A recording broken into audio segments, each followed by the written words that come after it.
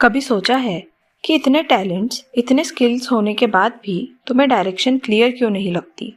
तुम केपेबल हो, स्मार्ट हो, पोटेंशियल भी है, फिर भी कभी कभी लगता है जैसे तुम लाइफ में स्टक हो। और सबसे कंफ्यूजिंग पार्ट, तुम्हें समझ नहीं आता कि प्रॉब्लम क्या है। आज हम इसी पैराडॉक्स को ब्रेक करेंगे, क्योंकि प्रॉब्लम टैलेंट की नहीं होती, पैटर्न्स की होती है। चलो देखते हैं कैसे। सबसे पहला पैटर्न, स्मार्ट आइडेंटिटी ट्रैप। जब बचपन से लोग बोलते हैं तुम इंटेलिजेंट हो, तुम टैलेंटेड हो, धीरे धीरे ये लेबल्स तुम्हारे आइडेंटिटी बन जाते हैं। अब तुम सिर्फ काम नहीं करते, तुम इस इमेज को प्रोटेक्ट करते हो। और जब इंटेलिजेंस आइडेंटिटी बन जाती है तो मिस्टेक करना रिस्क लगने लगता है, एवरेज दिखने का रिस्क। इसलिए टैलेंटेड लोग ट्राई करने से पहले ही रुक जाते हैं और एक्शन डिले हो जाता है।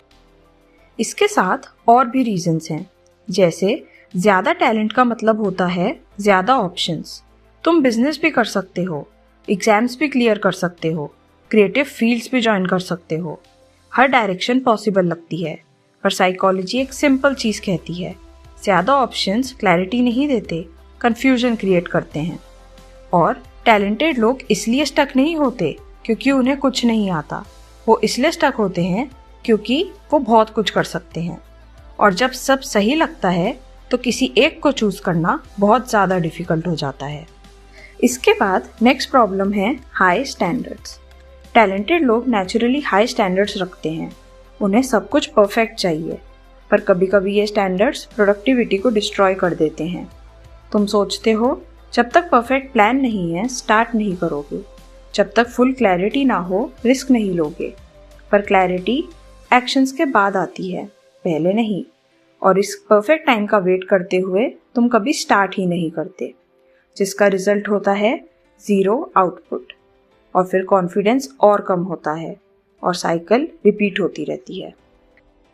अब एक इम्पॉर्टेंट बात समझो, स्कूल तक सब स्ट्रक्चर्ड था, syllabus clear, exam clear, result clear, तुम्हें बस फॉलो करना था।